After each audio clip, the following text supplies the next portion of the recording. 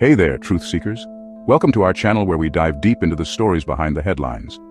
Today, we're exploring something that's been blowing up on social media: false flag operations. False flag theories have surged 1,100% on social media. Here's the shocking historical truth that they don't want you to know. Let's start with the basics. What exactly is a false flag? It's not about pirates switching their banners. A false flag operation is when a group stages an attack or harmful event and makes it look like someone else did it. The name comes from naval warfare, when ships would literally fly another country's flag to deceive enemies before attacking. These operations are designed with one goal: to create a pretext for action that wouldn't otherwise have public support. Throughout history, false flags have changed the course of nations. One of the most infamous examples is the Reichstag Fire of 1933. When the German parliament building mysteriously burned down, the Nazi Party blamed it on communist agitators. This single event helped Adolf Hitler seize emergency powers that effectively ended democracy in Germany.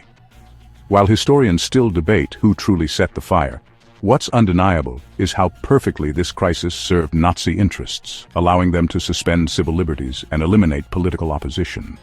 Then there's the Gulf of Tonkin incident in 1964. President Johnson told Americans that North Vietnamese forces had attacked American destroyers unprovoked, twice. Congress immediately passed the Gulf of Tonkin Resolution, giving Johnson authority to escalate U.S. military involvement in Vietnam without a formal declaration of war. The truth: the first attack was provoked by U.S. covert operations, and the second attack likely never happened at all. Declassified documents decades later revealed that intelligence was, at minimum, severely manipulated to justify a war that would claim over 58,000 American lives. Now, fast forward to today. We're witnessing an unprecedented explosion of false flag theories. Almost every major event, from mass shootings to terrorist attacks to the pandemic, quickly generates accusations of being staged operations. Some claim these events are orchestrated by shadowy government agencies, global elites, or competing political factions to advance hidden agendas. Why the surge? Well, social media has fundamentally changed how conspiracy theories spread. In the past, fringe ideas would remain isolated. Today, algorithms connect like-minded skeptics instantly, creating reinforcement chambers where theories evolve at lightning speed. What starts as a simple question about official narratives can quickly transform into elaborate alternative explanations that gain millions of views. The data is striking. Content mentioning false flags has increased by over 1,100% across platforms in just 5 years. Videos claiming to expose official narratives routinely outperform traditional news coverage, and it's not just fringe accounts pushing these ideas. We now see mainstream commentators and even elected officials suggesting events might be staged. But here's where things get complicated. False flags actually do happen. History has proven this beyond doubt. So how do we distinguish between legitimate skepticism and harmful conspiracy theories? Let me give you some practical tools. First, examine the evidence chain. Real false flag exposes build on verifiable facts, documents, and credible whistleblowers. They don't rely solely on connecting dots between unrelated circumstances. Operation Northwoods, for example, a genuine 1962 proposal where U.S. military leaders suggested staging terrorist attacks on American soil to blame Cuba, was only confirmed when actual government documents were declassified. We have the receipts. Second, follow the complexity principle. The more people required to execute and then maintain silence about a conspiracy, the less likely it remains secret. Real false flags typically involve small groups with tight operational security, not hundreds or thousands of actors, crisis actors, and silenced witnesses. Third, watch for timing and convenience. When an event perfectly serves someone's pre-existing agenda, that's not proof of orchestration, but it deserves scrutiny. The Reichstag Fire was suspiciously convenient for Hitler's power grab, but that observation alone isn't conclusive evidence. Let's talk about the psychological impact of false flag theories. They're incredibly potent because they tap into fundamental human instincts. Our brains are pattern recognition machines, constantly scanning for threats and explanations. When something traumatic or chaotic happens, accepting that random violence or natural disasters can strike anyone, anytime, is psychologically unbearable. It's actually more comforting to believe someone planned it, because if there's a plan, there's control. And if there's control, there might be protection. There's also the appeal of special knowledge. Believing you've discovered hidden truths that the sheeple can't see delivers a powerful dopamine rush. It's not just about the explanation itself. It's about belonging to an enlightened group that sees through the deception. This creates strong tribal identities that are extremely resistant to contrary evidence. This explains why false flags, both real ones and imagined ones, work so effectively.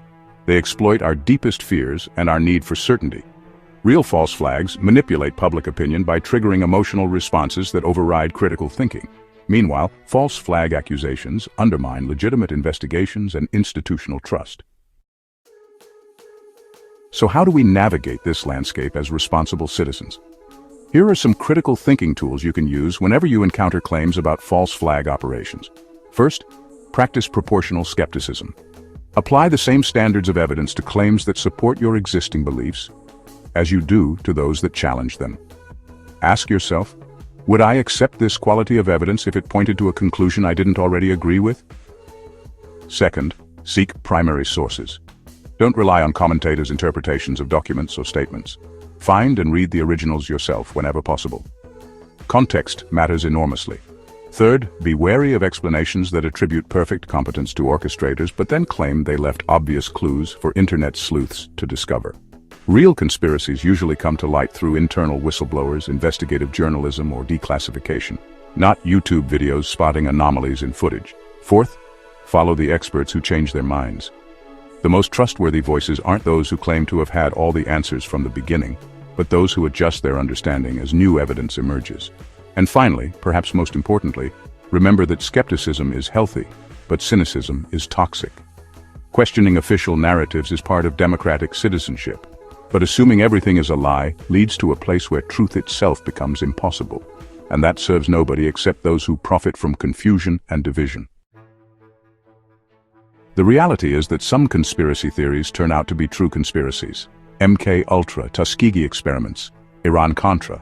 These were once dismissed as paranoid fantasies before being confirmed by documentation. This creates the perfect breeding ground for false flag claims about every major event. The challenge for all of us is navigating this territory with both open-mindedness and rigorous standards of evidence. So the next time you see shocking false flag exposed, in your feed, take a deep breath. Ask who benefits, not just from the event itself, but from you believing it was staged. Consider what evidence would actually change your mind. And remember that in a world of information warfare, your attention and belief are the ultimate prizes being fought over. Truth isn't always hidden. Sometimes it's right in front of us, but obscured by the fog of speculation. Our job as critical thinkers isn't to deny official narratives automatically, nor to accept them blindly, but to follow evidence wherever it leads, even when that journey is uncomfortable.